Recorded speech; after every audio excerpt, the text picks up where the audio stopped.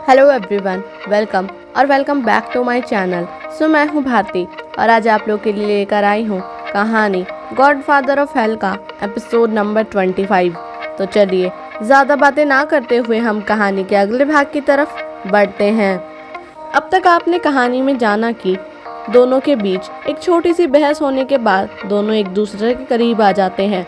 जैसे ही नीरा निर्वाह को किस करने वाली थी, वैसे ही विनायक वहां आ जाता है और नीरा पर हाथ उठाता है, जिसकी कीमत उसे अपनी मौत देकर चुकानी पड़ती है। निर्वाह उसे बहुत बुरी तरह मारकर जमीन में गाड़ देता है। नीरा की आंखें खुली। उसने देखा कि निर्वाह उसके पास था। उसने उसे अपनी बाहों में लिया हुआ था और बड़े ही प्यार से उसके सिर को सहला रहा था। नीरा को उसके इतना करीब जाने से कुछ अजीब सा महसूस हुआ। नीरा तुरंत अपने होश में आई और वो उसकी बाहों से उठकर थोड़ी दूरी पर बैठ गई। उसे जैसे ही विनायक का गुस्सा याद आया और उसके वही 3 थप्पड़ याद आए, नीरा की आंखों में आंसू आ गए।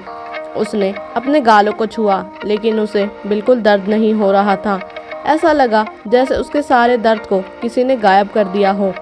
उसने निर्वाह को देखा जब वो उसे देख रहा था। हम कहाँ हैं और मैं यहाँ कैसे आई? मैं तो पार्क में थी। और विनायक वो कहाँ है? नीरा ने पूछा। वो नर्क में है। उसकी लाश जमीन के नीचे दबी हुई है। उसे जमीन के नीचे, जहाँ पर उसने तुम्हें मारा था। निर्वाह का कहा हुआ एक एक शब्द नीरा के कानों में अच्छे से जा रहा था। व्हाट? तुमने उसे मार दिया? कब, कैसे, कहाँ? किसी ने तुम्हें देखा तो नहीं? देखो, अगर पुलिस का मामला हुआ तो मैं नहीं। नीरा आगे कुछ बोलती कि निर्वाह ने उसे अपने करीब कर लिया और धीरे से उसके माथे को चूमते हुए कहने लगा, तुम्हें टेंशन लेने की ज़रूरत नहीं है। उसकी मौत का पता किसी को नहीं लगेगा। उसकी लाश का पता भी नहीं लगेगा। उसे किसने कैसे मारा ये भी नहीं पता चलेगा। बस उसके अपने तड़पते रह जाएंगे। निर्वाह की बात सुनकर नीरा शांत हुई। तभी उसके फ़ोन पर घर से कॉल आने लगा। नीरा ने फ़ोन उठाया तो दूसरी तरफ से उसे सुनाई दिया, नीरा बेटा, रात होने वाली है, तुम कहाँ हो? और विनायक, क्या वो तुम्हारे पास है? अगर है तो उसे बोल दो कि उसकी मॉम परेशान हो रही है। वो अपने घर जाकर अपनी मॉम से मिले या फिर उन्हें फ़ोन पर बात कर ले। तुम आज घर आने वाली हो या नहीं? अपनी माँ की बातें सुनकर नीरा को पूरी तरह विश्वास हो गया कि विनायक का गेम सच में ओवर हो गया है। वो मेरे पास नहीं आया, मैं अभी फ्री नहीं हूँ, बाद में बात करती हूँ। नीरा ने इतना ही कहा और फ़ोन काट कर उसे वापस अपने पॉकेट में डाल दिया और वैसे ही निर्वाह के पास बैठी रही। कुछ पल बाद नीरा ने निर्वाह को देखकर कहा, हम कहाँ हैं? ये 3 शब्द उसने प्यार से कहे थे क्योंकि इस इंसान ने उसकी प्रॉब्लम सॉल्व कर दी थी। जहाँ हमें होना चाहिए, निर्वाह ने कहा तो नीरा को थोड़ा शक हुआ। उसने आसपास नजरें घुमा कर देखी। ये निर्वाह का घर था जो जंगल में था। तुम जंगली हो क्या? तुम यहाँ इंसानों की बस्ती से दूर जानवरों की बस्ती में रहते हो। दिन दहाड़े शेर, चीता आ गए तो वो तुम्हारे टुकड़े टुकड़े करके खा जाएंगे और तुम्हारा जादू वो भी तुम्हारे पेट में चला जाएगा। नीरा ने कहा तो निर्वाह के फेस पर बड़ी सी स्माइल आ गई। उसने नीरा का हाथ पकड़ा और उसे लेकर अपने साथ बाहर आया। बाहर टूटी सी रोड थी जो जंगल से शहर की तरफ जाती थी। निर्वाह ने एक चुटकी बजाई तो कुछ ही मिनटों में जंगल के सारे खूंखार जानवर उसके सामने खड़े थे। नीरा ने तो जैसे अपने होश ही खो दिए। वो निर्वाह के ऊपर चढ़कर बैठ गई और डरते हुए बोली, अरे यार, मुझे बचा लो, मुझे बचा लो, मैं मरना नहीं चाहती। ये जानवर हमें कच्चा खा जाएंगे बिना नमक मिर्च लगाए।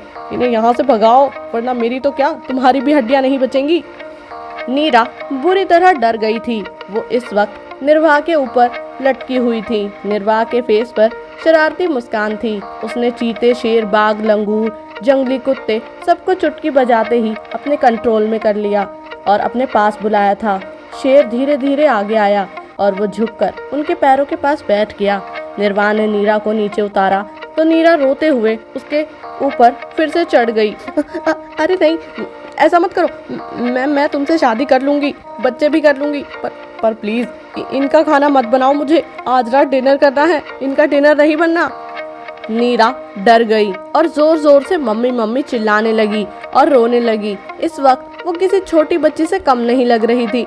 मम्मी मम्मी प्लीज़ बचा लो, मम्मी मम्मी प्लीज़, मुझे मरना नहीं है, ये जानवर मुझे खा जाएंगे।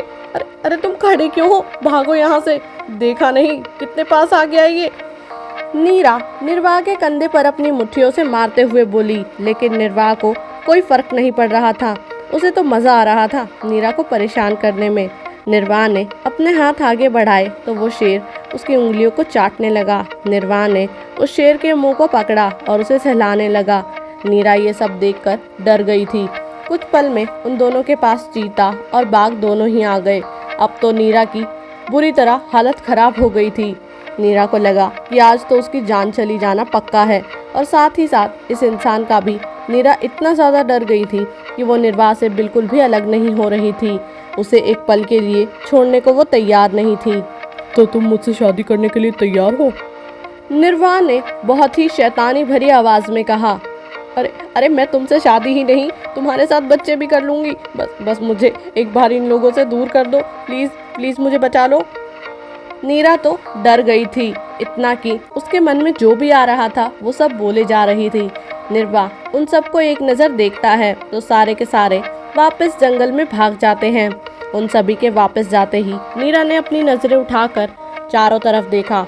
अब कोई भी जानवर वहाँ नहीं उसे दिखा तो नीरा झटके से निर्वाह से दूर हुई और उसके गालों पर 2 से 3 थप्पड़ मार दिए। तुम जंगली बहुत बुरे हो, मुझे नहीं पता था कि तुम ऐसे जानवर पालते हो और इन्हें अपना दोस्त की तरह रखते हो। मैं तुमसे नफरत करती हूँ, मैं जा रही हूँ यहाँ से। निर्वाह जानता था कि वो डरी हुई है। उसे पता था कि वो ज़रूर उसे मारेगी और आगे निकल जाएगी। अभी 5 मिनट ही बीते थे कि वो भागते हुए वापस आई और निर्वाह से फिर से लटक गई और बोली, तुम बहुत बुरे हो, भगाओ इन जानवरों को मेरे पीछे से, वरना मैं छोड़ूंगी नहीं। मैं यही चाहता हूँ कि तुम मुझे ना छोड़ो। अगर तुमने मुझे छोड़ दिया तो ये जानवर तुम्हारे पीछे हमेशा के लिए पड़ जाएंगे, फिर तुम्हें इनका भोजन बनना होगा। निर्वाह की बात अब नीरा को मानने ही थी। चाहे जैसे भी उसने निर्वाह को और कसकर पकड़ लिया और बोली, ठीक है, तुम जो कहोगे ना मैं वही करूँगी, बस प्लीज़ इन्हें भगा दो यहाँ से। वो चीता और शेर को अपने पीछे खड़ा देख रोने लगी। कुछ पल में ही वो वापस चले गए। नीरा अब अलग नहीं हुई निर्वाह से, वो बस जमीन से उतरकर खड़ी हुई, उसे वैसे ही पर लिपटी रही। तुम सच में बहुत गंदे हो, नीरा ने कहा, और रोते हुए वो अभी भी उसके सीने से लिपट कर खड़ी थी, जैसे अगर वो यहाँ से हिली भी तो वो जानवर वापस उसके पीछे पड़ जाएंगे। ये सच है, मैं बहुत बुरा हूँ, मैं बहुत गंदा हूँ, क्योंकि यही मेरी असलियत है, निर्वाह ने कहा और उसे अपनी बाहों में लेकर वापस अंदर चला गया। आज के लिए बस इतना ही। आगे इस कहानी में क्या होगा ये जानने के लिए सुनते रहिए गॉडफादर ऑफ हेल, सिर्फ और सिर्फ मेरे यानी भारती के साथ। और आज का एपिसोड आप लोगों को कैसा लगा कमेंट करके ज़रूर बताइएगा। बाकी जब तक नेक्स्ट एपिसोड आता है तब तक के लिए बाय एंड टेक केयर।